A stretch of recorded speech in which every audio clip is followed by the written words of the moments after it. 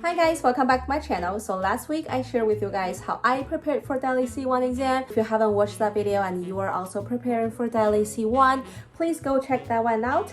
And today, as promised, I'm gonna share with you guys my true experience on the exam day. So let me walk you guys through the whole process from 2 weeks before the exam. So about 2 weeks before your exam day, you're gonna receive an email from the exam center. They're gonna tell you the specific time and date of when you're gonna have your speaking test. So your speaking test doesn't necessarily take place on the same day as the written test. It can be on the same day, it can be one day earlier or one day after your exam day. My test was July the 8th, which was one day before the exam.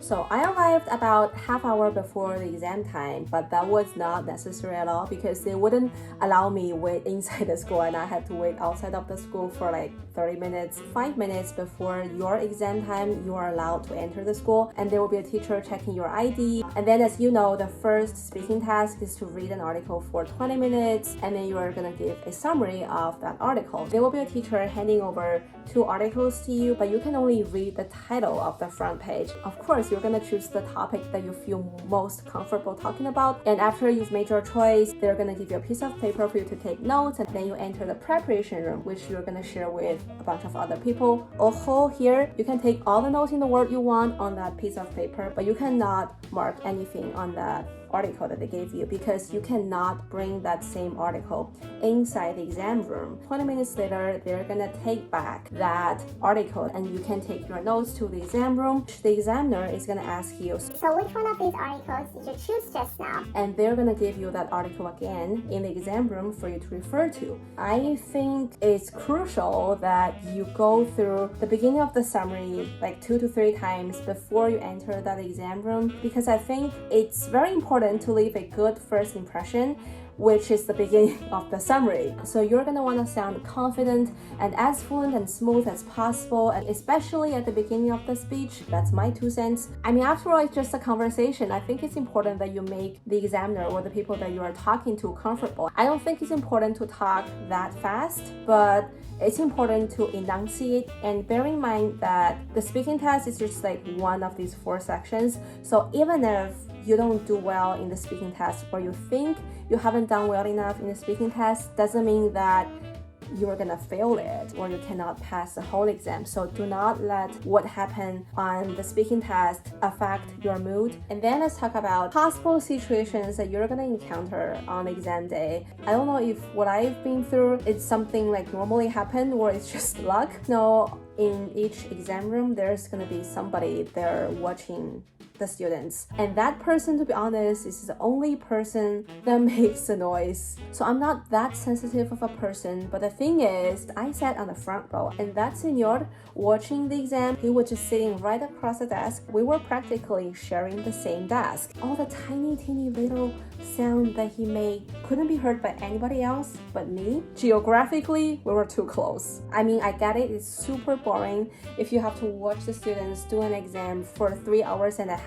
That senior, sometimes he would mark something with a marker on a piece of paper. And then sometimes he would write down stuff, and then I heard, I mean, when I practice at home, I would just like shut the door and nobody would enter. I was in a vacuum. But bear in mind that you're gonna share the same exam room with 20-something people. So you wanna be prepared for all the possible distractions. And sometimes he would even like mumble stuff. He was reading something. He didn't read it out loud, apparently. He was making this like almost undetectable sound with his lips. I'm pretty sure I was the only one who could hear this murmuring sound that he made during the exam. And then things just got worse. There was a coffee break, and after the coffee break, he actually took out some like white pills and he started to crash these pills on the desk. And then he drank it with his coffee. And I knew all this without even having to lift my eyes, because I heard it all. So As the writing task is the last task of the day, he said to the students, if you finish writing, you can leave first. You don't need to wait until other people finish to leave the exam rooms. 30 minutes into the task, there were already people finishing their 2 writing pieces. I don't know how people do that. And as a rule goes, you cannot take away the paper for draft, and the teacher in the classroom is supposed to destroy your draft. And he couldn't just wait until everybody finish the writing task and destroy all these draft paper all together. He would tear their draft paper like this each time somebody left. Can you imagine hearing this for like 1 hour when you were brainstorming how to write the perfect piece, but nobody really stood up and argued with him or anything? I bet that tearing sound was bothering most people, and each time I heard this tearing noise, it made me realize how slow I was in writing. So the takeaway of my experience is that if you are this kind of person who gets distracted easily during the exam especially, prepare your own set of earplugs because they are really gonna come in handy if unfortunately you encounter the same situation as me. And the second takeaway has something to do with reading. So ever since the second question of the first reading, I started to panic because I couldn't locate where that question was mentioned. I was so stubborn. I just kept going back to the text. And as the tick-tock goes on my watch, I was like, I will come back to this question later. I have to move on.